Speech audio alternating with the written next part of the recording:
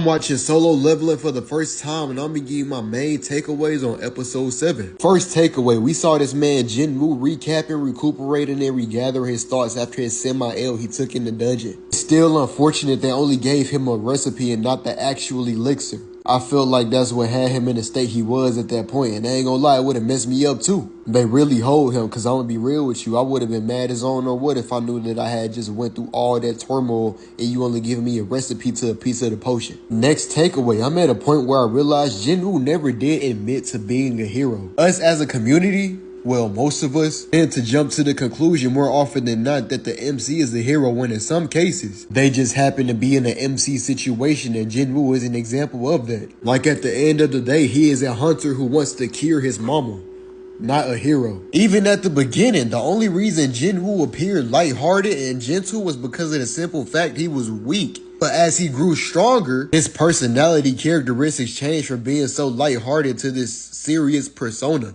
And being he only in his level 20s right now, just how much more serious will he get as he grows stronger? I mean, is it going to grow to a place of darkness, or is this man going to become a walking embodiment of nonchalant isolation? Next takeaway, we then see Jinwoo relink with Jinho and then rethink the deal, right? And this was actually W planning from Jinwoo, because his whole purpose in re-agreeing with Jinho was due to the simple fact he knew that these 19 missions were the missions he needed to get stronger. And he needed to be stronger in order to beat that dungeon so he can get that elixir and cure his mama. This will also be the way to keep the spotlight off of him, because he gonna give all the credit to Jinho. But he did have a condition. His condition was that he had to work along with Jinho. And he low-key manipulated Jinho into believing that, yo, if you do this, then you'll impress your father. And that man Jinho fell straight forward. Next takeaway, baby girl who was leaping the tall buildings in a single bound a few episodes ago.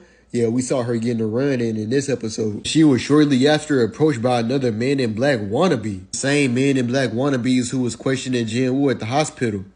Or was that the corporation of the brother that's after Jinwoo? Also, I'm gonna be real, I didn't understand that little conversation that Jinho was having in the car with his pops. But off sheer discernment, I could tell that it sounded a little shady and snaky. Then we saw Jinwoo trying to uncover more mystery loot boxes and whatnot. Whole time, the system wasn't even allowing him to spam the same thing over and over. And to him finding another way around to training, he was dinged with the notification of what I think was him being asked to join a hunter party, which could have proved to have been problematic for him. But the more and more I watch, he keeps getting put in predicaments that causes him to be exposed. Fast forward, we then see baby girl thinking in her room of guess who?